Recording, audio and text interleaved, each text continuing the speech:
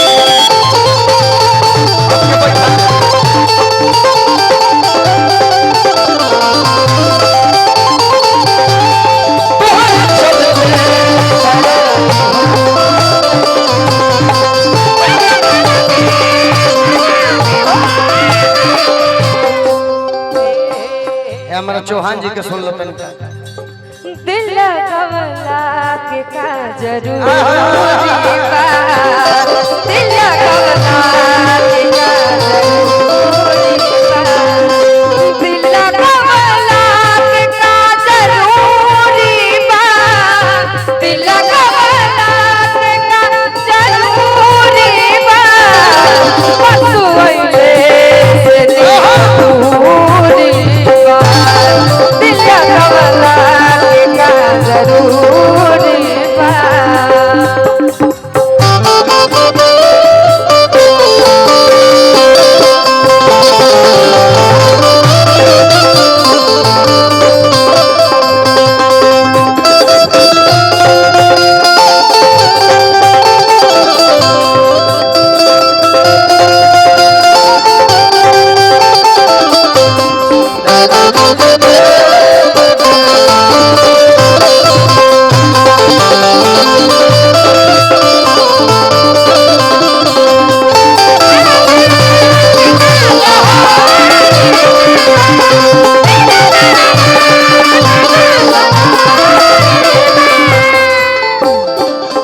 गाना जो आपने गाया थोड़ा मैडम आप और वो हिलिएगा तो थोड़ा हम लोग का गाना कुछ सुन लेगा, नहीं तो सब लोग घर चले जाएंगे, तो इसलिए मैं आपको बुलाया। सारे सिकवे गिले भुला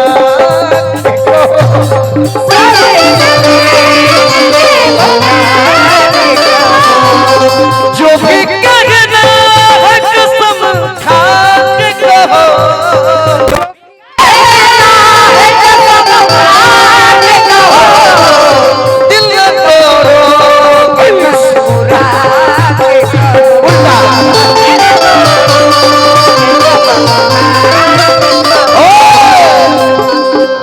और एक खानदानी गाना मैं गाता हूँ। ई जवनिया भइल दारू,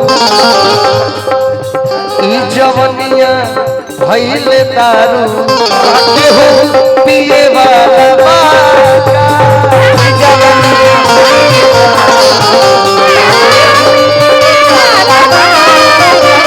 जवनिया भइल दारू, केहू पिए वाला बाका।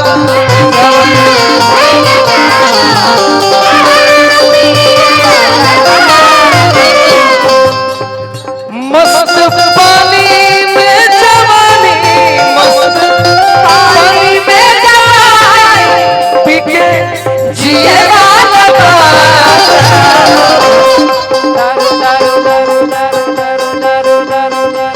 दारू की बात हुई है तो मैं गाऊंगा।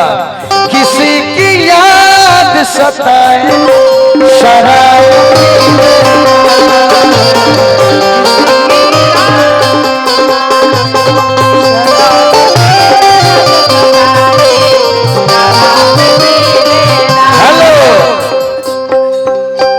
लेकिन गीता रानी गौले वाली है।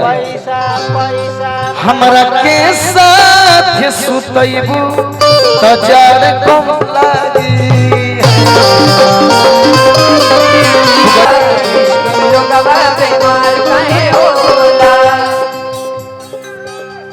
आप सुनिए, दारू क्या चीज है। मैंने दारू पे गाना क्यों शुरू किया। अब एक लाइन में गा रहा हूं, उसके बाद अगला कलाकार भी यहाँ होना चाहिए जिसका नाम गोलू राजा है, उनको भी कुछ सुनाना पड़ेगा। अंतिम दौर है।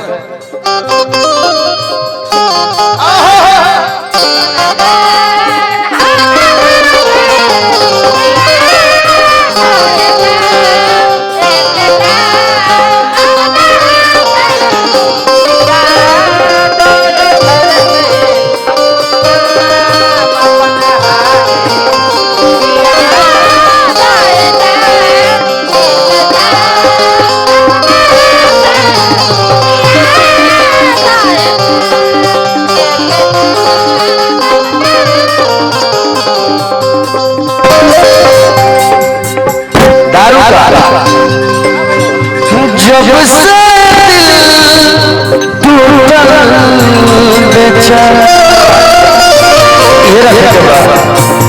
जब से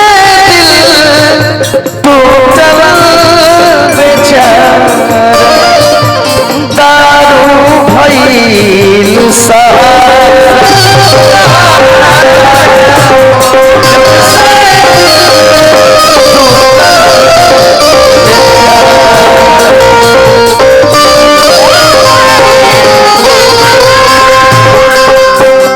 हंसत खेलत